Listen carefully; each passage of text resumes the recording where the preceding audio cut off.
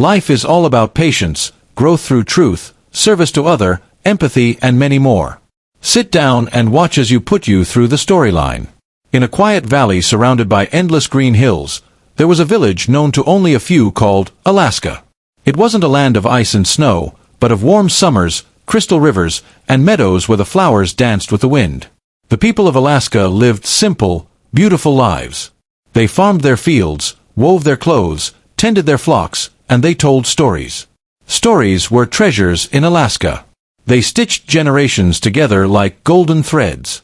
But there was one story that was different from the rest. A story about something real. A legend that breathed.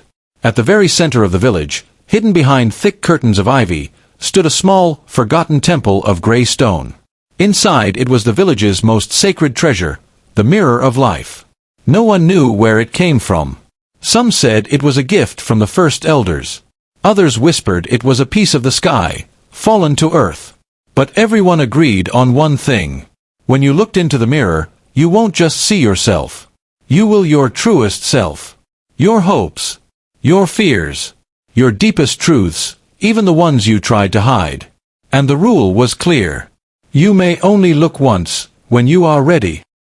There lived a boy in Alaska named Elier. Elier was like a wild river, full of questions, dreams, and restless energy.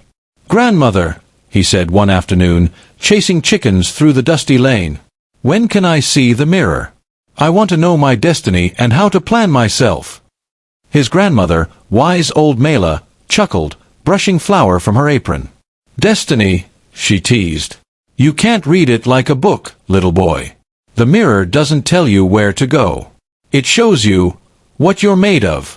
"But I'm ready," Elier insisted, puffing up his chest like a proud rooster. Mela's eyes twinkled. She leaned down and whispered, "The mirror shows truth, my boy. All of it. Not just the parts you're proud of." Elier pouted. Truth sounded complicated. Huh? The seasons turned. Summer's bright laughter softened into autumn's golden sighs. Still, Elier's heart itched with curiosity.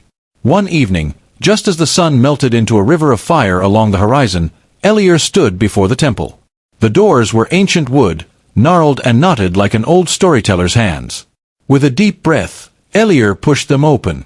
They groaned on their hinges, and a long, sorrowful sound sent shivers down his spine. Inside, the air was thick and still. Dust floated in the last rays of sunlight. And there, resting atop a stone pedestal, stood the mirror of life.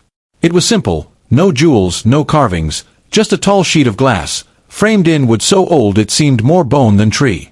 Elier's hands trembled. He stepped forward. He looked. At first, all he saw was fog. The mirror shimmered and rippled, like a pond disturbed by a falling leaf. Then, shapes began to form. He saw himself. But not the way he looked that moment. Older. Stronger. Wiser. He was standing before the village children, telling them stories beneath a sky peppered with stars. He saw himself lifting broken beams after a storm, mending roofs, gathering lost sheep, comforting crying neighbors. A smile stretched across Elier's face. But then the mirror shifted. He saw loneliness. Cold nights spent wondering if he was doing enough. Mistakes. Failures. Tears rolled down from his eyes. Elier stumbled back, heart pounding. He wanted to run, but the mirror wasn't done. New faces appeared. Old Kivin, the jolly butcher who sang at the market. But in the mirror, Elier saw Kivin cradling a worn locket and weeping softly for the son he had lost long ago. Young Mara, clumsy, shy Mara who always hid behind her mother's skirts. In the mirror, Mara was leading a band of villagers through a terrible flood, her eyes fierce and fearless. And then, Grandmother Mela, not old, but young. A girl standing atop a hill, shouting courage to villagers as a fire raged below. The mirror showed him, every soul carried burdens and dreams unseen. Elier fell to his knees.